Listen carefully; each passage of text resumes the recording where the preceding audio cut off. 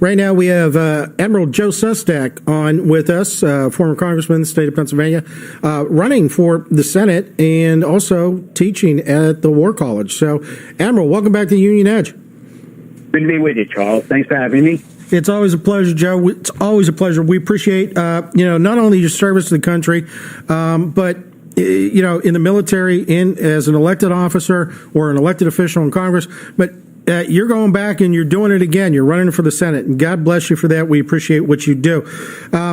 There's some issues out there right now, and as veterans, we understand doesn't matter if you're male or female. If you're doing the job, you get the same pay, same rate, same benefits, so on and so forth. That transition doesn't necessarily make it into the civilian sector, which is unfortunate. How do we fix that? There's a number of ways. But first, what you said, you and I learned in the military. I'll never forget being off Afghanistan, and I sent up a woman pilot one night with 7 guys. She was the one that saved 4 SEALs when their comrades had been killed by the Taliban. She was the one that strafed low and got them back alive. Well, I'll tell you, you want the best of the best in the military, and we got women in there. We improved significantly. Second, there are laws waiting to be passed down in the U.S. Senate that I voted on, got stalled in the Senate when I was in Congress, that is, I voted on it, and got stalled and filibustered again, such as the Paycheck Fairness Act. John F. Kennedy passed a law called the Equality Pay Act, and it was passed in the early 60s and said you can't discriminate based on sex, what wages are. The courts and businesses started using a loophole in there, called that they could discriminate if they made a good case for factors other than sex. Well, the Paycheck Fairness Act says no more loopholes. If that woman does substantively the same amount of work as a man, they deserve equal pay, unless, for some reason, education or training, for example, makes a difference. Today, more women are not only in the workforce than men, but more women are getting bachelor's degrees and post-secondary degrees than men. So really, if we get that Paycheck Fairness Act resolved, and through this Senate that has been filibustering it, we can ensure that the law of the land can be fairly enforced to make sure women in our civilian workforce, just like in our military, are treated fairly for pay. This is an important thing. Now, Admiral, one of the other things I got to point out is this is a family issue. This just isn't a woman's issue, okay? And think about it.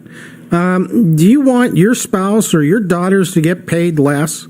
I mean, if you're trying to run a household, you want your spouse to make as much as her counterparts because that's money going into the household. Am I right? Charles, you hit it spot on. This is a working family issue. The typical female worker in Pennsylvania earns only 80 cents for each dollar her male counterpart makes. In fact, that average woman in Pennsylvania is going to lose for her household because of that wage gap for the same work that she does as a man, $450,000 over a lifetime. She could afford to send some children to college if she wanted to with that. We've got to fix this disparity. It's about fairness to the working family as a unit.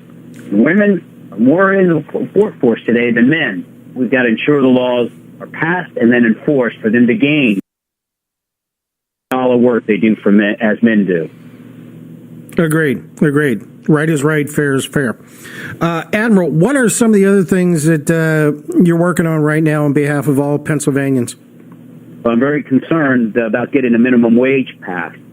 I voted as my second vote when I went to Congress in 2007 for the minimum wage to be increased about $1.40 to $7.25. You know what? That's what it is today, $7.25. When you adjust for inflation for that, back to the mid-1960s, that $7.25 is less than the $10.74 that the minimum wage was in 1968. In short, we have people working today on the minimum wage for about a third less than it was in 1968. And the problem today, Charles, is these aren't young teenagers anymore. Mm-hmm. Not at all. These are adults. 65% of people on the minimum wage are adults. 1/3 of them have children. And 65%, to get to how you began this conversation, are women. this is fair. It's particularly fair when you find out that, our government, Charles, you and I are paying taxes, and our government is subsidizing low wages. Take Walmart. Right now, Right. a typical Walmart basically has $2 million of its employees, its low-wage employee salaries paid by us, because they pay them so little that they qualify for food stamps and they qualify for Medicaid. And you know what? We are subsidizing that, despite the fact that Walmart made $17 billion in profit last year. Let's be fair. The minimum wage needs to be raised, and that amount should be $10.12 as they're trying to push down there in the Democratic caucus. And studies have shown if you don't raise it above 50% of the average hourly wage, nobody lays anybody off. And that's why we've got to get back on the path towards a wage that you can live on for our workforce, particularly women that comprise the majority of minimum wage workers.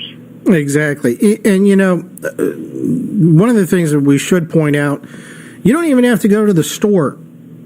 One of these big boxes that prescribes to the low wage, low hour work ethic or work way of doing things. You don't even have to go into the store, but you're contributing to their bottom line, to their profits as a taxpayer. And that is just how that got in and how that has not been challenged by Congress is just beyond me. I don't get it, and I don't understand. But we got to keep an eye on that. Charles, you're right. I mean, take the House yesterday of Representatives. They cut billions of dollars for food stamps out of the farm bill that they passed. But take McDonald's. They make they charge us, the taxpayers, about $1.2 billion a year for wages for their employees. They don't, the minimum wage, it's pretty hard to live on $7.25. And yet $1.2 billion every year is paid for us, the taxpayers, in food stamps and other types of public assistance like Medicaid, despite the fact that McDonald's is making $1.2 billion, billions of dollars of profit every year. And so I don't think that's fair. And then what we're doing as a government is starting to cut the food stamps so that soon you're getting squeezed from both ends, both by the corporation and by the safety net that is supposed to help you. Right. The working family needs a fair deal. They need representatives that are going to be fighting for them, fighting for what they need, people who care about them. Admiral, let me ask you, what else are you up to these days? I know you're teaching still, but I understand you're going to be in the Pittsburgh area here soon, talking to people. What else are you up to? Well, I was actually teaching out there in Pittsburgh at Carnegie Mellon University, and truly enjoyed my time there. I wanted to get to know the western end of the state a heck of a lot better. I spent about 2-3 days a week out there. And, I live back here in Delaware County, the southeastern part of the state. And I went last year to probably about 140-odd events throughout the state, many of them in the more rural communities. Matter of fact, I'm going to be just north of you next week, Mercer County and Butler County. Mm-hmm. Came to listen to people, to get around and understand a little bit more of the challenges they get through. And I'm going to tell you, Charles, the number one deficit in America is not the debt any longer. The number one deficit in America is trust. People just don't trust our elected officials anymore when they let the issues that you and I just spoke about, Paycheck Fairness Act, languish in the Senate. When they actually are cutting food stamps, when the minimum wage is only two-thirds of what it was in 1968. You sit back and you say, people are saying, where's the common sense? Where is a government of and for and by the people that cares about us? And that is what I've been out and about listening to, and as I go around teach. What are you hearing from people? They are still optimistic on themselves and their family. They still have great hope for America, but they are disenchanted at best, and frankly, often disgusted with our U.S. government, not the government itself, but those who occupy it. Because they have understood that throughout our history, government can be a force for good. They watched under a Republican president, and they talk about it, the old seniors in Pennsylvania. build the interstate highway system so small businesses can get their goods to market. They know that here in Pennsylvania, the very first public school was established in Philadelphia, and the governor at the time said everyone will attend. The rich will pay a reasonable fee. The poor will attend for free, so everybody can then contribute to the commonwealth.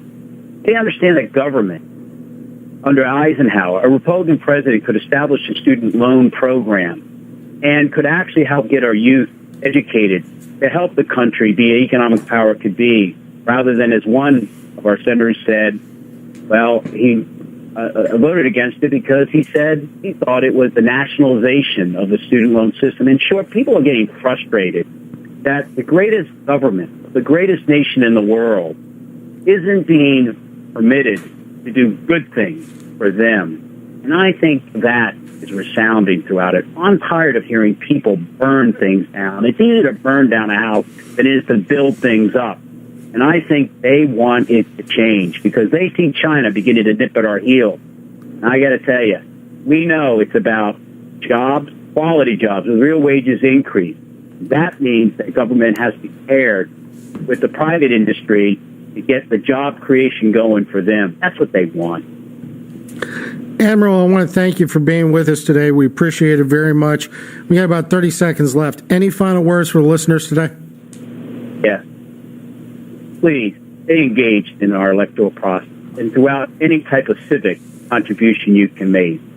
And make sure, above everything else, you look for leaders who are willing to be accountable for doing the right thing. It's not just saying that, hey, I've got authority as a leader, or I'm being responsible. No, as you and I learned in the military, with both authority and responsibility as a leader, with them both, there's accountability. Be willing to be accountable for doing the right thing. And I think, I would just say to any listener, hold every leader accountable for doing the right thing. Let's not have celebrities anymore. Let's make sure we have people. Just don't trash things, but people that have policies that make progress for America. And that will only come about. People get engaged in the political and in the civic process of America. We're a great nation. I love it, and we're going to continue to be the greatest nation in the world. Admiral, thank you for, again, for your military service, your service as an elected official. We appreciate it, and we'll talk to you again soon. Charles, thanks for having me. Have a great day out there. Thank you very much. Admiral Joe Sestak.